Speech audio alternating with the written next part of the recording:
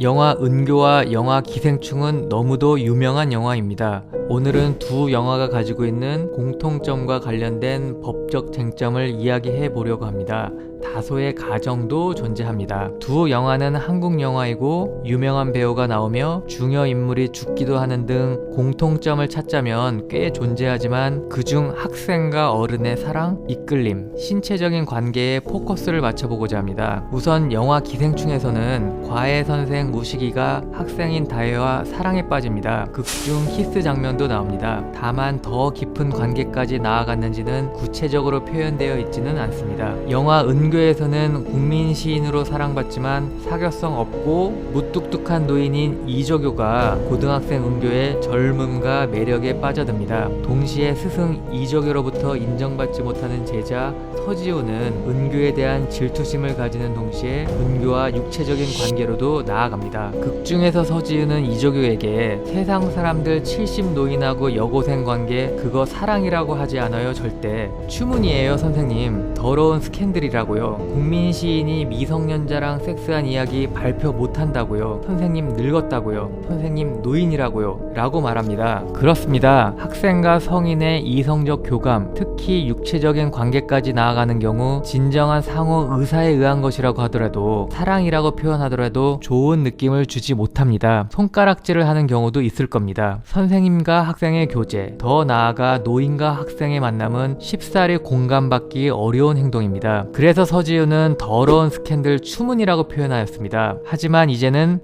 범죄입니다. 13세 미만의 미성년자에 대하여는 진정한 합의 동의하에 자발적으로 성관계를 가졌다고 하더라도 폭행이나 협박을 사용한 행위인 강간과 동일하게 처벌됩니다. 이를 미성년자 의제 강간이라고 합니다. 성인이 만 12세 이하의 학생과 실제 진지하게 교제하면서 서로 사랑하는 상황에서 육체적 관계를 가졌더라도 강간, 강제추행으로 보겠다는 겁니다. 다만 과거에는 13세 이상인 경우 중학생과 담임교사가 교제함으로써 그 행위가 도덕적, 윤리적으로 부적절하고 지탄받더라도 그 학생의 부모가 아무리 큰 충격을 받았다고 하더라도 형법적으로는 처벌되지 않았습니다.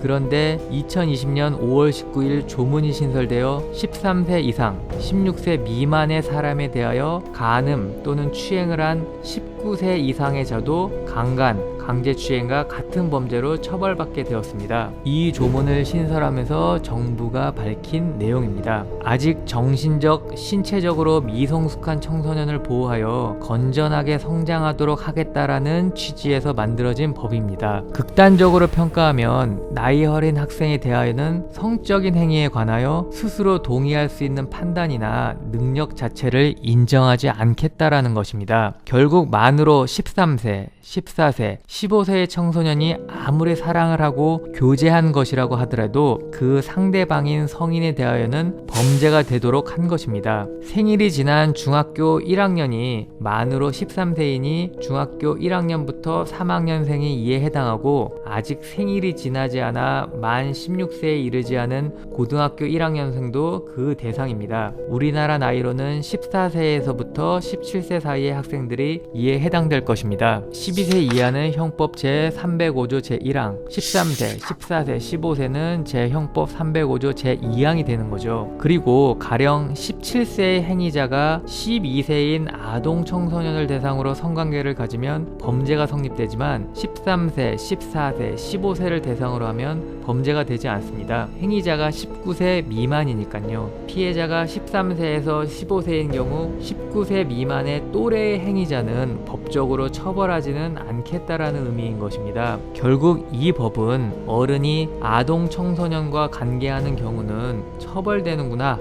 다만 또래 청소년 사이에는 이에 해당하지 않는구나 라고 생각하면 쉬울 것입니다. 그런데 이 조문에는 법률적으로 고민되는 두 가지 지점이 존재합니다.